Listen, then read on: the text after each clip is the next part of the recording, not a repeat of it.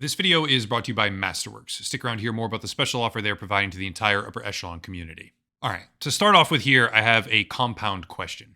What comes to mind when I say gacha, as in gacha games, and what is the image you have in your head when I say gaming whales? Regarding part one of that question, most people don't even know what a gacha game actually is. Briefly explaining here, it's basically a turbo money-wasting simulator built on the concept of randomized reward systems. But for those that do have an understanding of the genre, I won't even sugarcoat this, they also know it's a turbo money-wasting simulator. They often admit this fact with ease, acknowledging that they probably shouldn't spend money on that product, but they somehow are.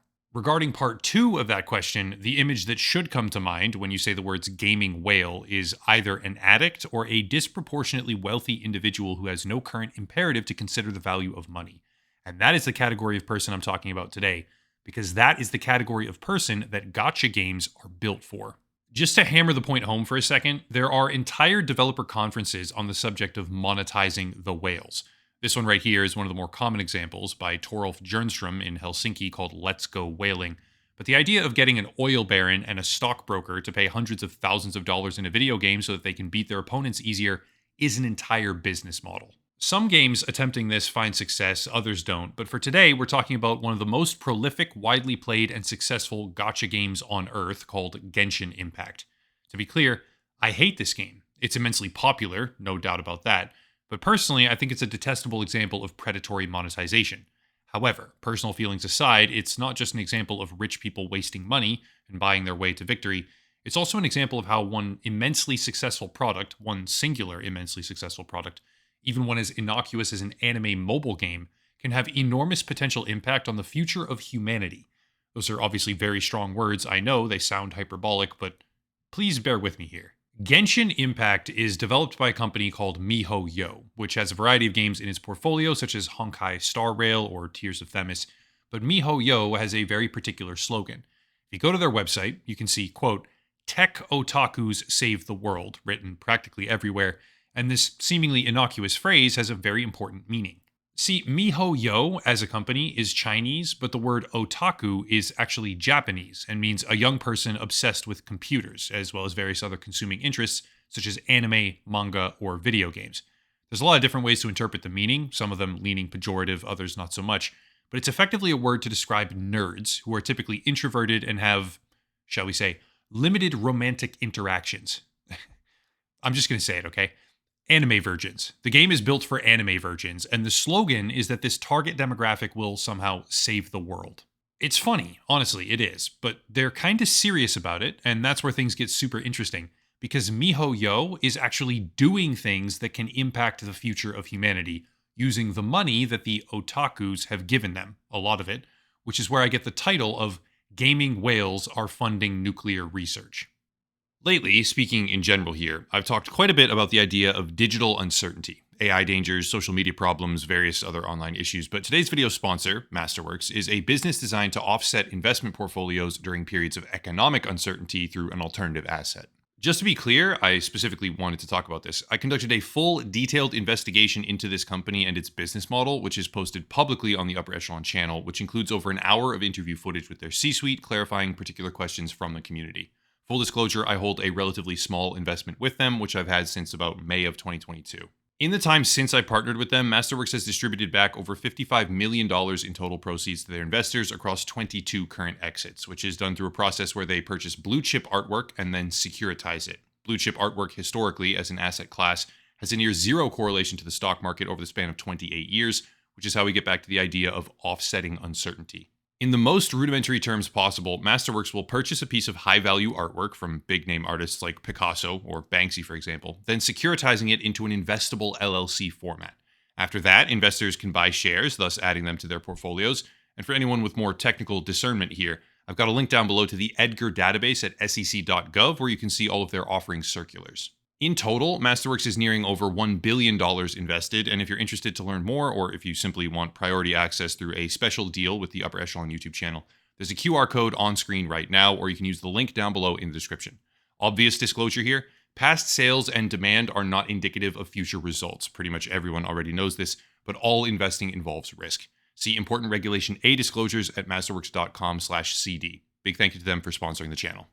Okay, back on task here, because this is the part where I need to make a few things clear about the financial position and philosophy of this company, MiHoYo, before expanding on why exactly they can impact the future of the world. Genshin Impact has almost single handedly propelled its developer to one of the highest positions on the planet when it comes to profit margins in the video game industry.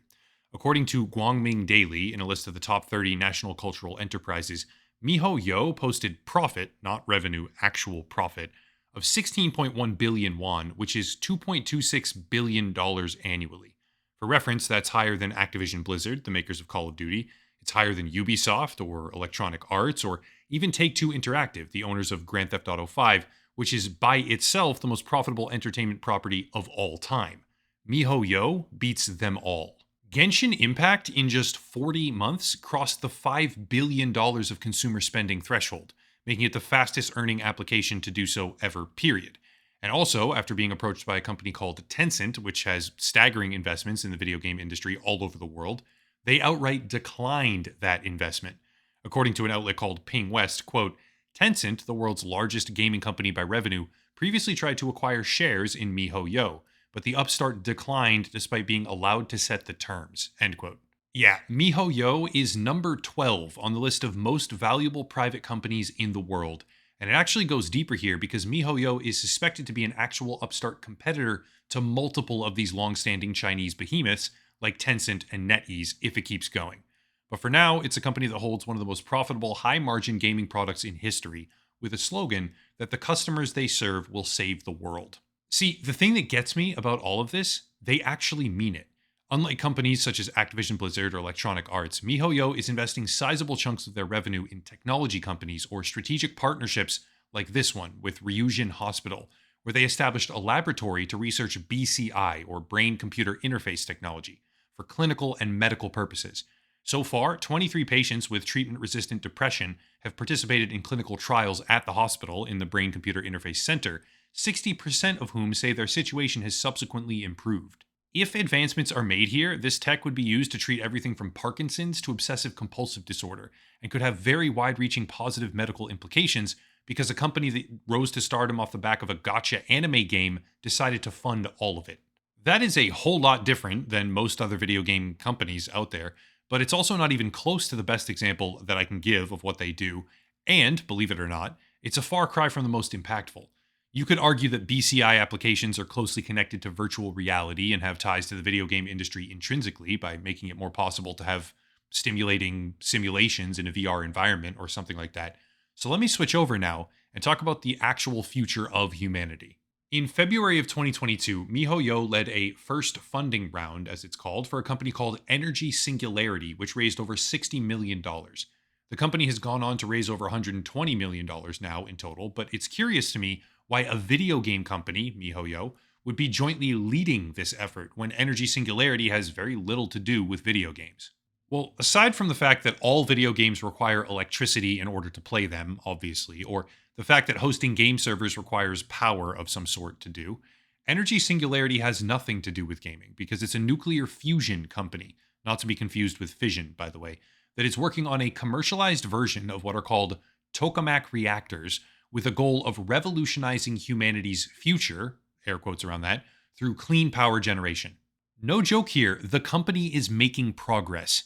They recently achieved first plasma, which means the reactor successfully generated a molten mass of electrically charged plasma in its core, and the money that was raised in multiple funding rounds could very well contribute to an actual breakthrough in the world of energy production because a gaming company, massively funded by otakus, is actually attempting to save the world. At least partly. It's absolutely hilarious to say this, but when you spend money on Genshin Impact, you are indirectly, sort of directly in a sense, funding things like BCI technology research or fusion energy production. So when someone asks you why the hell are you wasting your money on that game, as much as I personally think Genshin Impact is a garbage product, you can unironically say, I'm funding the possible future of humanity by doing this, because actual breakthroughs in commercialized tokamak reactor technology would become a near perfect supply of clean, cheap energy, which would then change the entire course of human history and redefine geopolitics. I hate to say this, and I really hate to say this about a gacha game of all things, but not all video games are created equal. I'm infinitely more enthusiastic about a good indie game with an upfront price tag, a creative premise, and a lack of predatory monetization. But if you're going to engage with the typical modern AAA world and all the subsequent loot boxes or randomized packs that they contain, you could actually do a whole lot worse than Genshin Impact, because at least there, the money is being spent on things that can actually make a difference.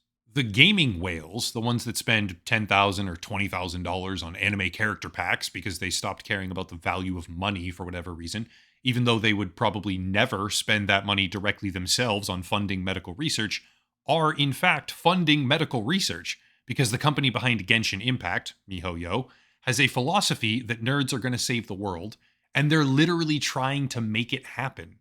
No, I'm not sponsored by them, and nobody paid me to make this video, other than Masterworks, of course.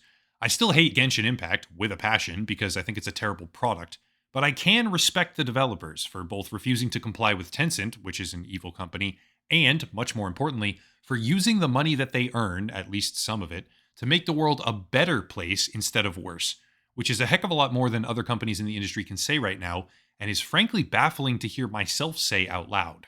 At the end of the day, I found myself wanting to talk about it after Shino sent me a Discord message and made me aware of it in the first place. Thank you, Shino. So here we are. MiHoYo and Genshin Impact being an actual force of good in some ways was not on my bingo card for 2024. Fun times. That's it. If you want to support the channel instead of spending tens of thousands of dollars on a gacha game, I'm looking at you, gaming whales. Check out the links down below. Locals and Patreon for monthly memberships, the video sponsor, of course, a special VPN deal, and more, but I'll cut it there and stop rambling.